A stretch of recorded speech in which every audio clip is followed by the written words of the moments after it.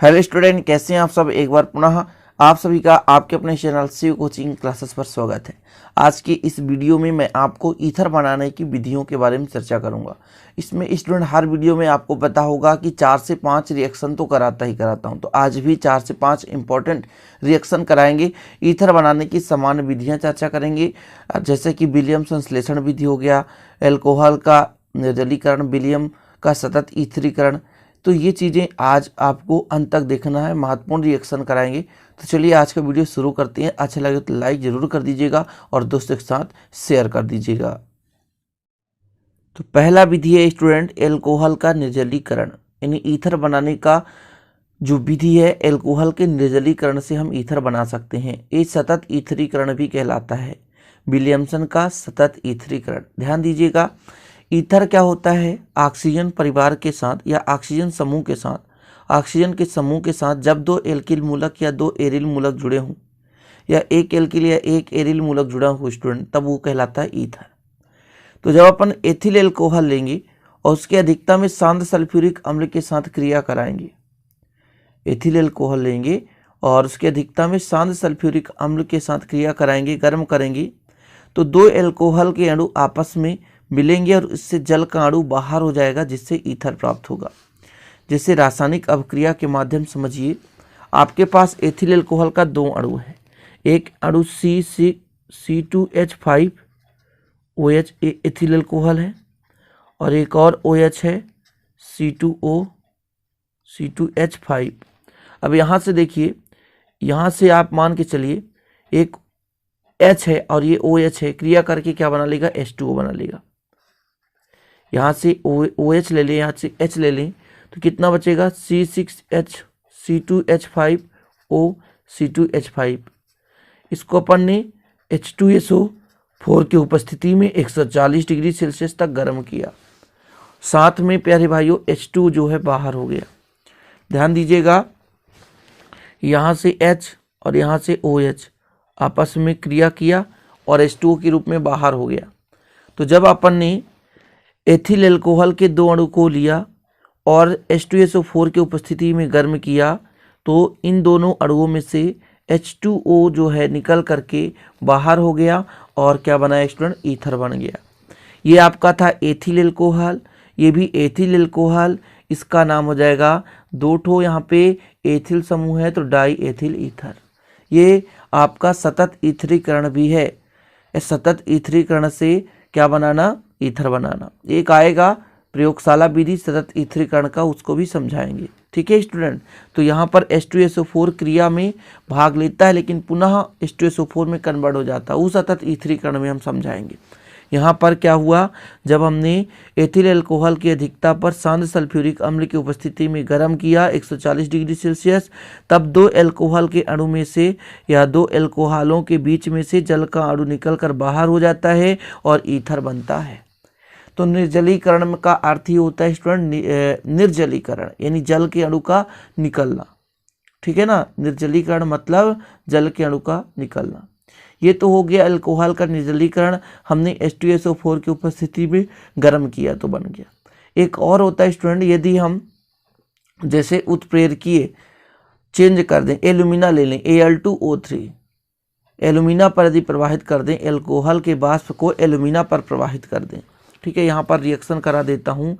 आपका एल्कोहल का वाष्प है, जैसे मान के चलते हैं दो एथिल एल्कोहल के अणु ले लें, C2H5OH, और यहाँ पर चेंज कर दें, एल्यूमिना का सूत्र होता है Al2O3, एल्यूमिना का सूत्र होता है Al2O3 और ये 240 डिग्री सेल्सियस ताप पर।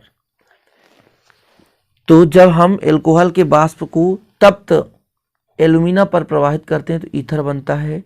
तो वही बनेगा C2H5O C2H5 और H2O के रूप में बाहर हो जाएगा। तो यहाँ पर आपका H2SO4 था, यहाँ पर आपका था क्या, एल्यूमिना। तो जब हमने एथिल एल्कोहल के वाष्प को एल्यूमिना पर प्रवाहित किया, Al2O3 पर प्रवाहित किया, तो क्या मिल गया, एथिल एल्कोहल, यहाँ पे ईथर मिल गया, डाई एथिल ईथर। तो पहला जो निर्जलीकरण वो तो समझ में आ ही गया होगा। निर्जलीकरण का मतलब होता है जल के अणु का टूटकर अलग हो जाना। ठीक है प्यारे भाई, सुबह सुबह कभी कभी वीडियो बनाता हूँ मॉर्निंग टाइम में, जैसे अभी 5:10 हैं, तो थोड़ा सा गले में खराश भी रहता है। सुबह का टाइम आपको पता होगा, जब उठता है आदमी तो पढ़ने का मन भी नहीं करता, लेकिन आपकी आवश्यकताओं को पूरा करने के लिए ज़्यादा से ज़्यादा इस टाइम पे वीडियो बनाने की कोशिश कर रहा हूँ।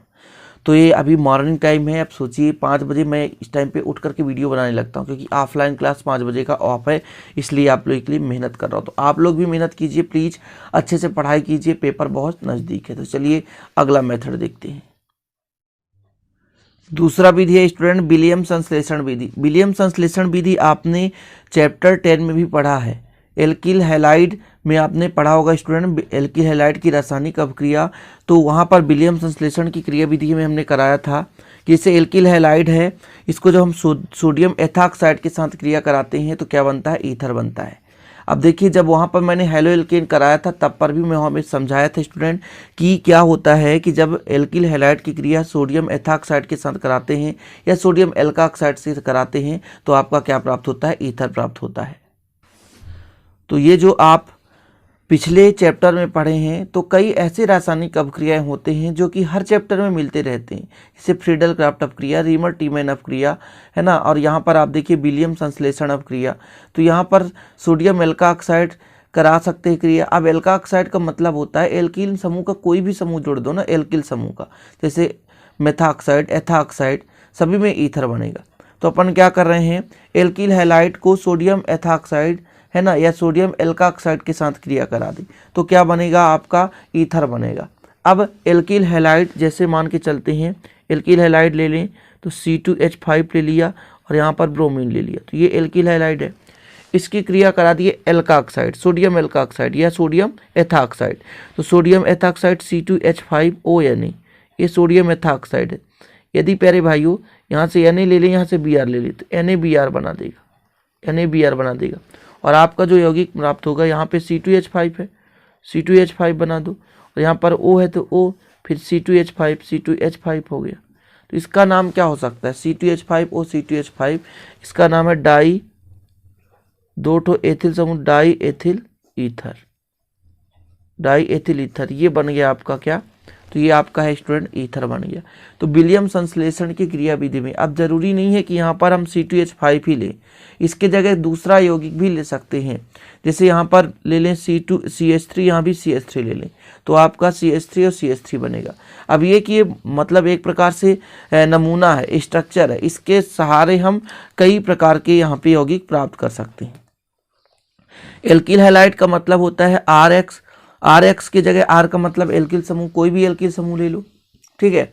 अब जैसे मैं यहाँ पे क्रिया करा दूँ, फिनेटाल बनाना है, तो देखिएगा थोड़ा सा ना, यहाँ पर सोडियम फिनाक्साइड ले लेते हैं, सोडियम फिनाक्साइड C6H5ONe, C6H5ONe, ये मैंने ले लिया सोडियम फिनाक्साइड, इसकी क्रिया करा दी मैंने। यहाँ पर ले लेते हैं क्या, तो आपके पास है मान लीजिए C2H5 और Br है, तब देखिएगा ना NaBr बना लेगा, NaBr हो गया। साथ में क्या बनाएगा, ये आपके पास C6H5 है, O है, और ये जुड़ जाएगा C2H5, ये आपका फिनेटाल है, ये आपका फिनेटाल यौगिक है। तो यहाँ पर भी ये आपका एथॉक्साइड के रूप में, जैसे यहाँ पे बेंजीन रिंग का मतलब एक फेरिल ग्रुप जुड़ गया, इसलिए फिनाक्साइड हो जाता है। तो सोडियम फिनाक्साइड की क्रिया हमने एल्किल हैलाइड से करा दिया। एल्किल हैलाइड में आप कुछ भी ले सकते हो, जैसे यहाँ पर यदि CH3Br लेते तो हमारा एनिसाल बनता। यहाँ पर C6H5O C2H5 है, तो ये है फेनिटाल या फिनेटाल, और जब यहाँ CH3 जुड़ जाता है तो वो कहलाता है एनिसाल, ठीक है। तो ये दूसरा मेथड हो गया आपका कंप्लीट। तीसरा विधि है स्टूडेंट आपका डाईएजोमीथेन से, किससे, डाईएजोमीथेन से। अब डाईएजोमीथेन का सूत्र है CH2N2। तो फ्लोरोबोरिक अम्ल की उपस्थिति में प्राथमिक एवं द्वितीयक एल्कोहल डाईएजोमीथेन से क्रिया कर, मीथेन से क्रिया कर ईथर बनाते हैं, डाईएजोमीथेन।